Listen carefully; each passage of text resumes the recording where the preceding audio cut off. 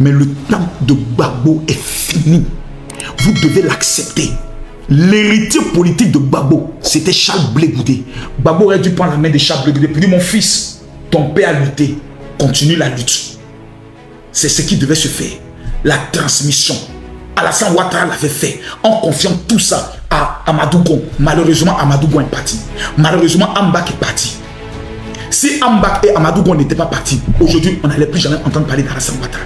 Tous les Ivoiriens qui vont sortir pour aller mourir pour un homme politique, ton âme va directement à l'enfer. Parce que pendant que vous dormez là, il y a les valises des milliards, les soirs qui s'échangent. Qui est le champion toute catégorie de la mobilisation en Côte d'Ivoire? Écrivez son nom en commentaire. Écrivez son nom en commentaire. Le plus grand guerrier de la mobilisation en Côte d'Ivoire, il s'appelle comment? Il s'appelle comment? Vous connaissez? Ah, vous mettez Blé Goudé. Vous écrivez Blé Goudé. Hein? Vous écrivez Blé Goudé. Vous écrivez Blé Goudé. Ces pimpins là, ces tintins là, ces comédiens notoires là, ils peuvent parler quand Blé Goudé parle. Depuis la fessie, Charles Blé Goudé a prouvé qu'il est champion. Le jour où Charles Blé Goudé rencontre Laurent Gbagbo pour la première fois, c'est Soro Diop qui prend la main de Charles Blé Goudé, qui l'envoie chez Gbagbo, afin que Gbagbo lui dise: retire ta candidature pour que ce soit, comme il s'appelle, l'ancien président de JRDL, il s'appelle comment? Soumaro, quel est son nom? Yayoro. Pour que ce soit Yayoro qui soit président de la FESI. Écoutez-moi bien. La première fois, que Blé Goudé rencontre Gbagbo, c'était pour le décourager.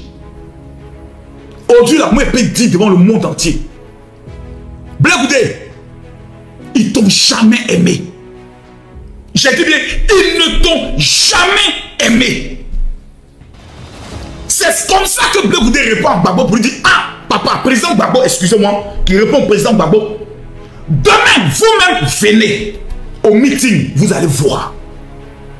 Quand le président Gbagbo arrive au meeting, quand Blé Goudé, tous les étudiants se sont levés. Wow! Soro Guillaume est descendu en même temps.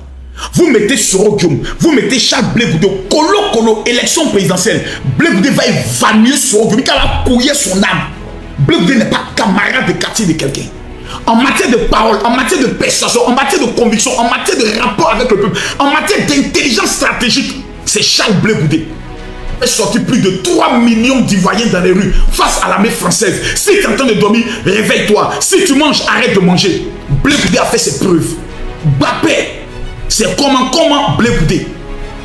Aujourd'hui, le même Blé Goudé qui a sacrifié sa vie, qui est allé en prison, qui a été détenu à la DC, qui a été entre la vie et la mort.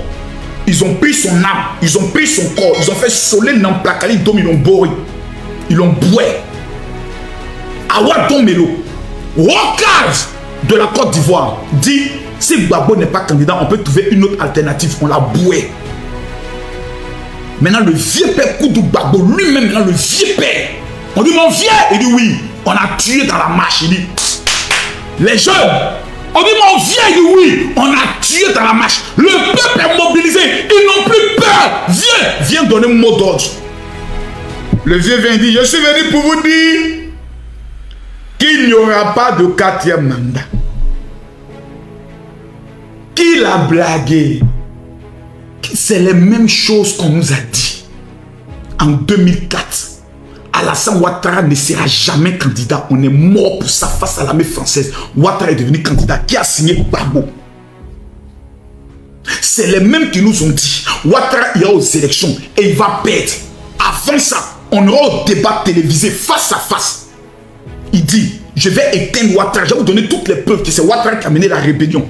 On est allés, nous tous, on était devant la télé comme ça. On a suivi le vieux père. Il n'a pas piqué face à Alassane Ouattara.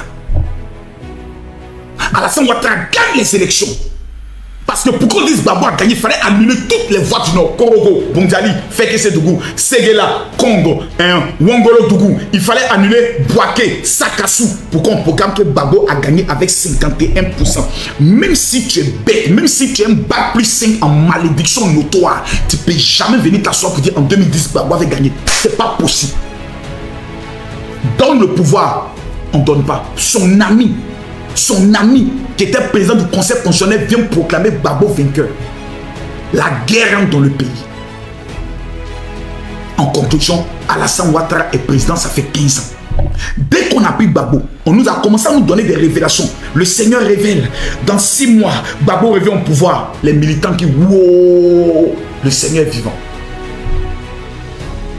La deuxième fois où j'ai été déçu, la première fois où j'ai été déçu de mon leader en qui je croyais, qui était Laurent Gbagbo, c'est face à l'armée française. Quand les jeunes sont morts et qu'il est venu dire, je rentrez chez vous, c'est pas la France qui attaque la Côte d'Ivoire. C'est là que j'ai dit, ouais, notre vie là, on ne peut pas compter sur lui pour une lutte. Et jamais. Le courage de prendre ses responsabilités devant l'histoire, il n'a pas ça. C'est Blé Goudé qui a ça. Deuxième fois que j'ai été déçu, c'est quand on a mené le vieux père Koudou Laurent Gbagbo à La Haye. Son discours devant La Haye. Prenez le discours du président Gbagbo, prenez le discours de Charles Blé Goudé. C'est le jour et la nuit. Le vieux, tout le monde entier t'écoute. Ici au moins je me sens bien. Je n'ai pas trop mal au dos. C'est vrai qu'on m'appelle Koudou, mais j'ai attrapé ma tête qu'on s'est dit c'est pas possible. Vieux, le monde entier te regarde. On t'accuse d'être un criminel. Tu as tous les papas aussi, Jacques Chirac et Otis, t'as raconté quoi? On donne la parole à Blé Goudé. Aïe! Aïe! Attendez! Attendez! Attendez! Attendez que mes nerfs commencent! Mes nerfs n'ont pas encore commencé. Attendez que mes nerfs commencent! Attendez! Attendez!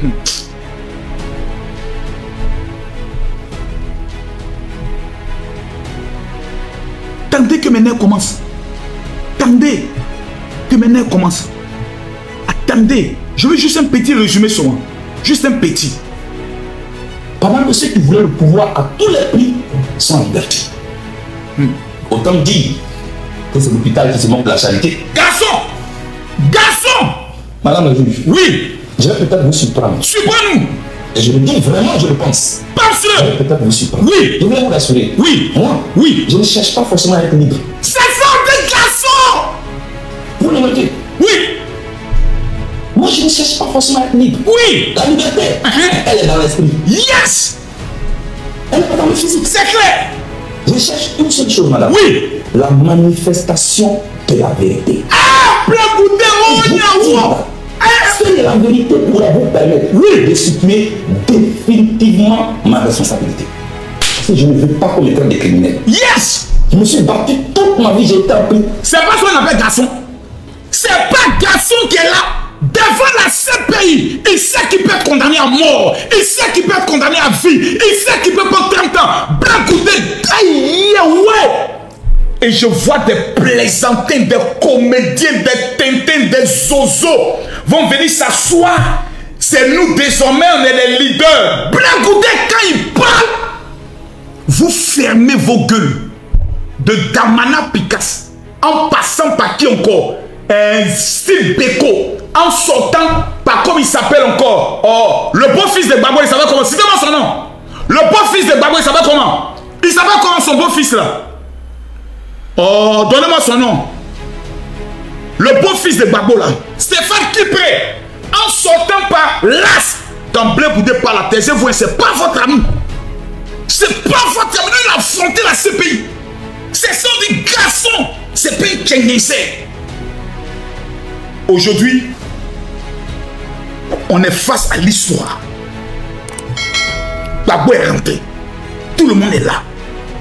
Blé Goudé est là. On dit Adodi, lui sans aux élections. Cette année-là, il est candidat. Vous dites, il ne sera pas candidat. En 2020, vous avez dit, il ne sera pas candidat. Il a été candidat, il a été président. Et c'est sous sa présidence que vous-même, vous êtes allé faire campagne électorale pour devenir maire, campagne électorale pour devenir député. Comment quelqu'un dont vous dites son mandat est illégitime, vous allez quand même aux élections municipales et législatives avec lui? Vous voyez comment on joue avec vous? Vous voyez comment on joue avec vous? Moi, j'ai mal. Parce que j'avais cru à ça avant. Avant, nous, tous ensemble, s'asseoir à la Sorbonne, aux Agora, pour aller écouter des menteurs notoires. on nous racontait des rêves, on nous faisait rêver, on nous mettait des trucs, on nous faisait sortir dans les rues, on était là, on crie. Aujourd'hui, là, on est assis à terre. Alassane Ouattara a mis la honte sur nous. Alassane Ouattara a mis la honte sur nous. La honte. Gbagbo lui-même dit aujourd'hui, même si tu as bien travaillé, il faut quand même partir. Gbagbo Koudou, président pendant 10 ans, reconnaît que le président Alassane Ouattara a bien travaillé. Donc Papa Gbagbo, entre celui qui travaille bien et puis ceux qu'on croit plus en eux, ou bien ils sont dans fait de peut-être là, nous le peuple de Côte d'Ivoire, on doit se tourner vers qui? Parce que toi-même tu viens de nous dire aujourd'hui qu'Alassane Ouattara a bien travaillé. Papa Gbagbo, entre celui qui travaille bien là et puis ceux qu'on ne connaît pas, ou bien ceux qu'on a déjà vu travailler. Papa Gbagbo, tu nous demandes de choisir finalement qui? C'est ça, je ne comprends pas. Aujourd'hui, le président Gbagbo a dit quelque chose qui m'a fait un peu rire et qui a attiré mon attention. Il demande à ses militants, oui, la dernière fois, vous avez dit, on va installer Gbagbo. Petit Mossi, rentre chez toi, je ne veux plus entendre ça. Voilà, je ne veux plus entendre ça parce que quand nous étions dans les problèmes, les pays nous ont aidés, le Togo, le Ghana, le Burkina nous a aussi aidés et autres. Et le Burkina n'a jamais aidé Gbagbo. Jamais. Depuis qu'il est plus président.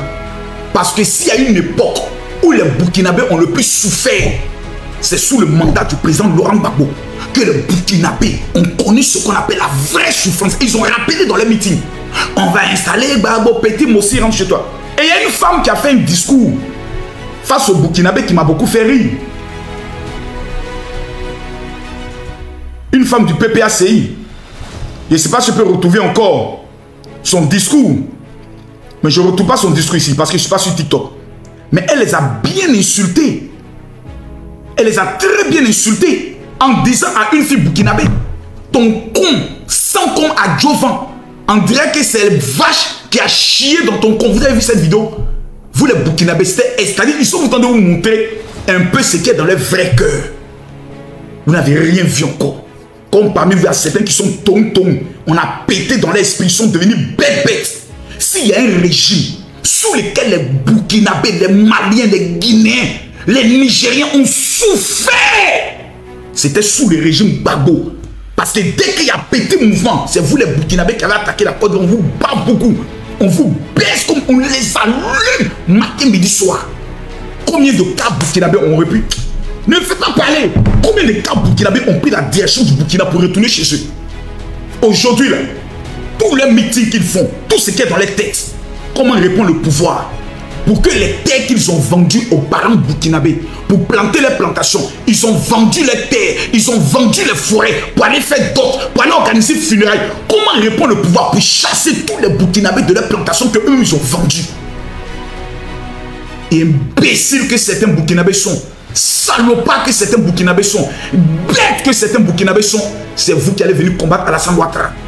Sous qui vont vous respecter aujourd'hui. Aujourd'hui en Côte d'Ivoire, tu prends quelqu'un, tu le traites de burkinabé, tu vas en prison. Lorsqu'il y a eu l'incident au niveau du Nigeria, qu'on a pris la vidéo pour faire croire que c'est les Nigériens qui frappent les Ivoiriens qui veulent aller en Libye. C'est la vidéo sortie à 14 h, plutôt à 12 h, à 13 h. Les Ivoiriens sont déchaînés comme pas possible dans certains mouvements de certains Nigériens. Il y a une blogueuse RHDP qui a fait une vidéo pour dire les Nigériens, ils nous en mettent dans ce pays. Alassane Ouattara l'a fait jeter en prison. Même moi, Makosso, j'ai été interrogé pendant 8 heures. Parce qu'il a dit bravo, bravo au peuple de Côte d'Ivoire. On m'a interrogé pendant 8 heures. Pourquoi j'ai dit ça? C'est qu'ils ont suivi la suite de ma vidéo, qu'ils ont vu que je venais demander pardon aux Nigériens, comment on m'a libéré. Alassane Ouattara, il n'est pas dans la xénophobie. Tu deviens un obstacle, il t'allume comme cloche. Quand nos 49 soldats ont été arrêtés au Mali, les Ivoiriens voulaient marcher sur l'ambassade du Mali. On allait faire démonstration là-bas pour leur montrer que nous n'est pas camarades de quartier de quelqu'un. Alassane Ouattara dit celui qui a pile, qui banque comme Tamar Robert, il n'est qu'à sortir. Celui qui dit qu'il est garçon, il n'est qu'à sortir pour aller devant l'ambassade du Mali. C'est ça, c'est punition il va faire. Chacun resté dans son coin. Alassane Ouattara est venu éduquer les Ivoiriens. Alassane Ouattara est venu apporter la discipline dans le peuple de Côte d'Ivoire. Même opposition fait marche, tout est en règle. Ils font meeting, tout est organisé. Quelqu'un ne peut pas créer quelque chose. Donc aujourd'hui, tous les Ivoiriens sont allés attendre. J'ai même vu près de 20 000 personnes qui étaient connectées, qui attendaient le mot d'ordre. On va faire quoi? Il va dire quoi? Il va dire quoi? Qu'est-ce que Gbagbo a dit? Rien. Voilà, c'est pour ça que je suis venu vous parler. Voilà, c'est ce que je suis venu vous dire. Il n'y aura pas de 4e mandat. Même pourquoi le président Laurent Gbagbo ne veut pas que ses militants insultent les Burkinabés? Question. Et je vais vous révéler aujourd'hui le pourquoi. Mais attendez, j'ai l'impression qu'il y a des gens qui ne me comprennent pas. Je suis Kami Makosso. J'ai le droit, en toute liberté, de donner mon opinion sur mon pays. Si quelqu'un me dit, à cause de mon opinion, moi, je dois mourir, viens me tuer. Je suis à Abidjan. Je ne parle pas en étant en exil. Moi, je ne parle pas en étant français. Je suis dans mon pays, puis je parle. Le jour où Alassane Ouattara n'est plus dans la côte, je suis encore dans mon pays, ici. Je suis chez moi. Donc, je parlerai. Aujourd'hui, je parlerai. Demain, le jour où le président Alassane Ouattara envoie la Côte d'Ivoire à gauche, on va lui dire la vérité. Parce qu'Alassane Ouattara n'est pas le dieu de la Côte d'Ivoire. Il faut que ce soit clair. Vous prenez pour qui là? Celui qui est fâché, allume ta caméra et puis viens me contredire. Pourquoi aujourd'hui on ne veut pas que les militants PPACI insultent les Burkinabés? C'est parce que tout simplement, certains opposants, leur rêve, c'est que le Burkina puisse les financer, les aider à renverser Alassane Ouattara par un coup d'État. Il n'y a pas autre chose, c'est tout. Je réponds encore ce que j'ai dit parce que le volume n'est pas encore bien. Quand vous allez sur les panels de Burkinabé, posez-vous la question de savoir pourquoi ils ont une haine viscérale contre la Côte d'Ivoire actuellement. Leur seul souhait, c'est que la Côte d'Ivoire soit déstabilisée afin que notre pétrole, afin que notre courant, afin que notre port soit mis à leur disposition et que le gâteau qui est la Côte d'Ivoire soit coupé en deux et partagé entre les pays de l'AES. Tous les pays de l'AES rêvent d'avoir un pays frontalier d'où ils peuvent avoir accès à la mer. Et ce pays, c'est la Côte d'Ivoire. Parce que le seul pays où ils ont le plus de ressortissants, c'est ici. Donc, le seul objectif pour qu'Alassane Ouattara ne fasse pas le 4e mandat ou le 2e mandat de la 2e République, c'est un coup d'État. Il n'y a pas autre option, puisque l'ONU, ils ont saisi l'ONU. L'ONU leur a dit, votre requête est refusée. Ils sont allés saisir la CEDEAO. La CEDEAO a répondu pour dire, votre requête elle est refusée. Alassane Ouattara n'est pas dans l'illégalité. Quelle est la dernière option? C'est de fomenter un coup d'État. Mais j'aimerais vous donner une information. Pour rassurer les Ivoiriens. Calm down, mettez les cartes à côté. Montons à 2 millions, sinon je ne parle pas. Montons à 2 millions, sinon je ne tape pas tapoter le live. Partagez le live, partagez le live. Je vais vous donner maintenant des révélations très dangereuses. Je vais aller en profondeur. Je ne vois pas les cadeaux. Envoyez les cadeaux pour sécuriser le live. Envoyez les cadeaux pour sécuriser le live. Ce que je dis, ils savent que c'est la vérité. Ils savent. Ils savent. Ils savent, je sais. Il n'y a pas autre option. J'ai dit, je ne vois pas les tapotages. Hein. Merci beaucoup. J'ai dit, tous ceux qui aiment la Côte d'Ivoire, envoyez les cadeaux.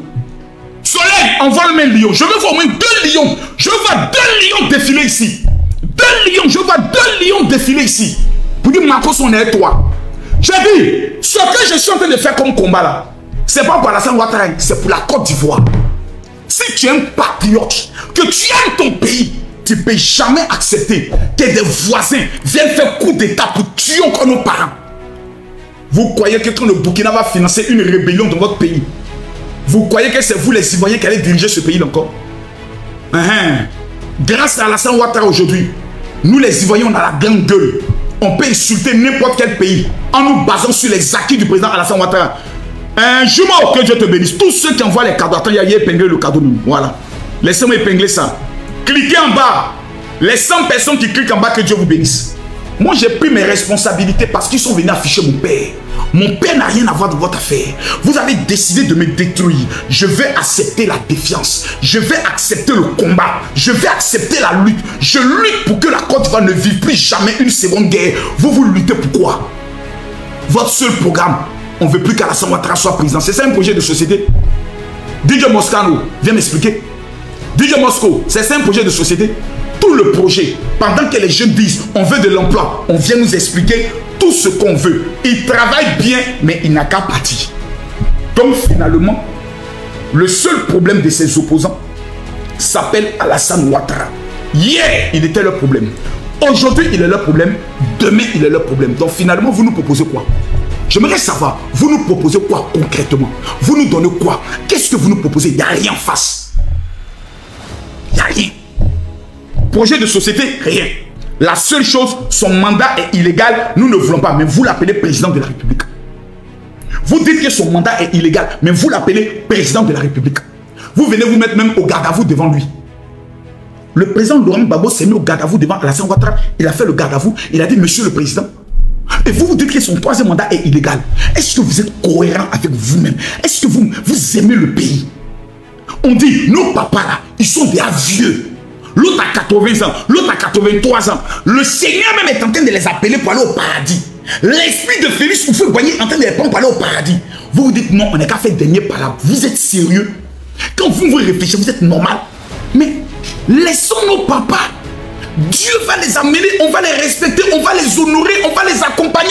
Et puis en 2000 ans, nous-mêmes, on s'assoit maintenant pour faire le vrai débat. Vous dites non, on n'est qu'à les faire par là, pour aller insulter nos papas. On va installer Gbagbo, petit Mossi, rentre chez toi. Un papa de 80 ans qui a permis que dans ton village il y ait électricité. Tes parents sorciers là, grâce à l'électrification d'Alassane Ouattara, eux peuvent mourir maintenant bien. Ils peuvent mettre climatisation. Toi, tu as venu t'asseoir, insulter ce monsieur. Le traité de Burkinabé. Parce que lorsqu'il était devenu président, il a conçu pont au Burkina, il a conçu route au Burkina. Les Burkinabés qui sont en train de l'allumer, vous avez vu un Burkinabé venir vous donner la preuve qu'Alassane Ouattara est Burkinabé. Depuis qu'il insulte, vous avez vu un Burkinabé venir dire oui, on a les vraies copies de ses extraits de naissance. Jamais. Parce qu'ils savent qu'Alassane Ouattara n'est pas Burkinabé. C'est un Ivoirien puissant. Vous avez jusqu'à aller à déterrer le corps de sa maman, profaner le corps de sa maman. Est-ce que vous savez ce qu'Alassane Ouattara a vécu pour être président? Vous êtes de plein.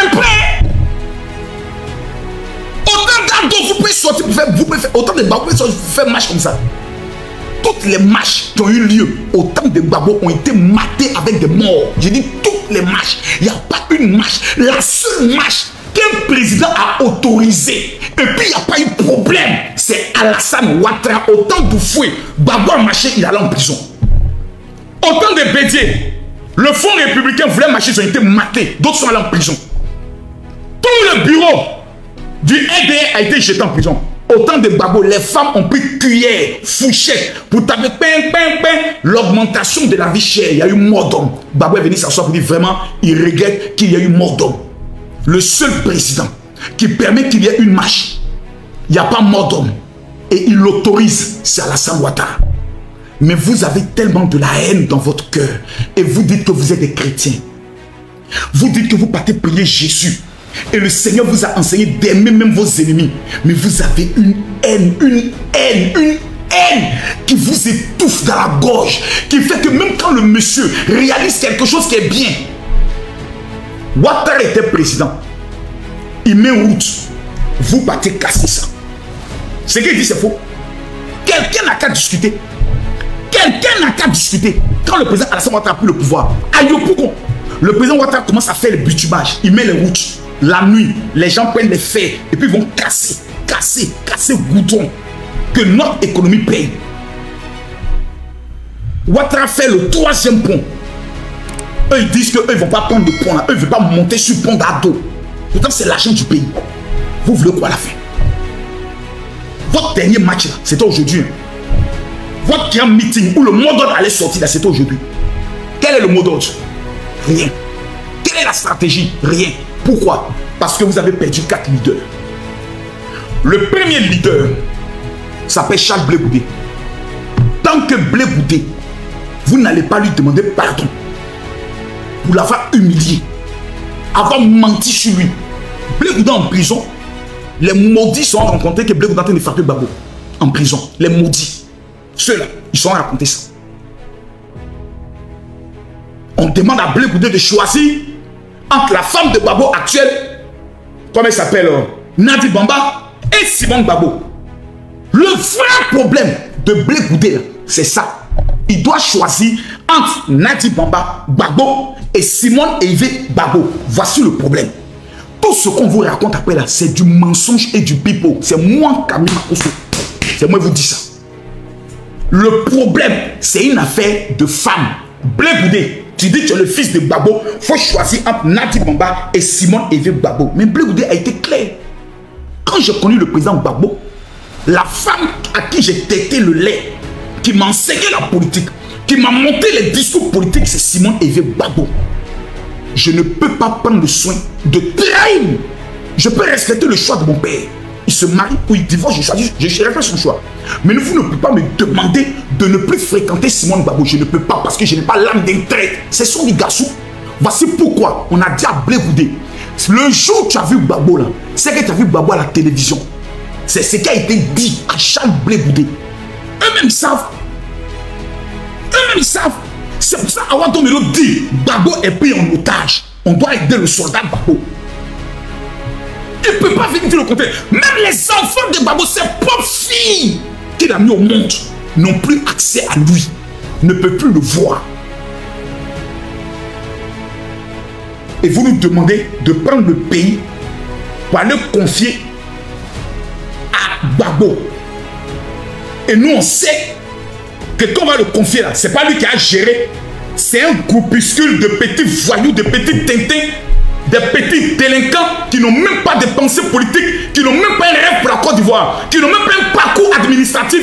C'est eux qui ont pris le pays, détruit ce pays, cassé ce pays, mougou toutes les filles qui ont des gros cuits, détruit l'économie du pays et venir s'asseoir pour dire c'est la France qui attaque la Côte d'Ivoire. Jeunes patriotes, sortez dans la rue. On va faire la résistance qu'on avait. Pendant que nous on fait la résistance, eux ils sont en train de mougou les gros cuits. Ils mougou les gros cuits. Ils mougou les gros cuits. Luttez et puis eux ils mougou. Luttez et puis eux ils mougou. C'est dans ça là vous voulez rentrer encore. Vous êtes maudits. Tous les Ivoiriens qui vont sortir pour aller mourir pour un homme politique, ton âme va directement à l'enfer. Parce que Ahmed Bakayoko a dit quelque chose. Quand on s'entend, quand nous on se voit et on s'entend, vous n'êtes pas là. Hein? Quand on gère les mouvements, parce que pendant que vous dormez là, il y a les valises des milliards, les soins qui s'échangent. Écrivez, gardez. Ces hommes politiques que vous dites opposants, et tous mangent dans le mouvement. Voilà. Pour l'instant, il y a des papos qui n'est pas cassé. Il y a tant qu'on approche des élections et elles voient ceux qui veulent déstabiliser le pays. Il a fait sortir les papos un à un. Un à un. Moi, je ne vais jamais oublier. J'étais chez un leader de ce pays. Un dirigeant de ce pays. Pendant que je suis assis, voici un haut cadre du PSI qui est en train de venir. C'est lui qui est là. La journée, il insulte. Le soir, il vient nous voir pour demander l'argent. C'est là que j'attaque. On m'a dit, ouais, la politique. Des maudits, des menteurs, des manipulateurs. Quand ils mangent, nous, on n'est pas là. Le jour où le mangement est en danger, nous, on doit sortir pour aller mourir. Jamais. Oh, jamais. Jamais. Pour ceux qui disent Makosso, tu es un corrompu, je vais vous donner mon parcours. Mais vous ne savez pas qui est Makosso. 2004, 2005, 2006, 2007. Vous ne même pas dire partie de 2000. Je suis pro-Gbagbo. 2004, je commence à me retirer un peu. Parce que face à l'armée française, j'ai été déçu. Mais je suis quand même là. C'est quand on m'annonce officiellement depuis le Rwanda. Parce que le discours du président Laurent Gbagbo n'a pas été fait en Côte d'Ivoire. Hein. Et puis, non, vieux là, vraiment, papa Gbagbo, vraiment, nous on t'aime, mais vraiment, notre papa s'en va à Linas Makoussis. Ça, c'est une partie que j'avais oubliée. Non, vieux là, il est fort. Vieux est fort. Le vieux sera à Linas Makoussis. Il signe papier là-bas. Nous tous, on sait qu'il a fini de nous tuer. Les Ivoiriens sont en train de manifester. On n'est pas d'accord. Ce qui a été signé à Linas Makoussis, on n'est pas d'accord. Le président Gbagbo arrive. On dit, viens les nouvelles. Il dit, non. J'arrive, vous êtes en train de crier. C'est vous maintenant qui devez venir me donner les nouvelles.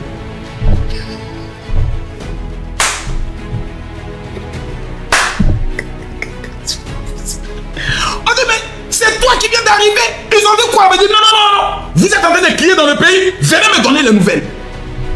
Et puis, la délégation des Ati. Sangwa Gbagbo. On n'est pas d'accord avec ce qui s'est passé à Linas Makoussis. Mais si le chef a parlé, nous on va respecter la parole du chef. Les Abourés, les Tambana, les Djoula, les Sénoufo, les hauts. Il dit les populations défilent chez Gbagbo là-bas tous les jours pendant au moins près de 15 jours. Le président Laurent Gbagbo est venu, conclusion du discours. Je n'ai pas gagné la guerre. Et quand tu es malade, si on te donne un médicament qui peut te soigner, il faut au moins essayer le médicament. Souvent, Nivaquine est amer, mais on peut quand même avaler. Les étudiants d'Abobo voulaient sortir pour manifester. Quand le commandant est venu les mater. Accepté. Accra 1, Accra 2, Lomé 1, Lomé 2, Lomé 3, Pretoria 1, Pretoria 2, jusqu'à finir à Ouagadougou, nommé Soro Guillaume Premier ministre.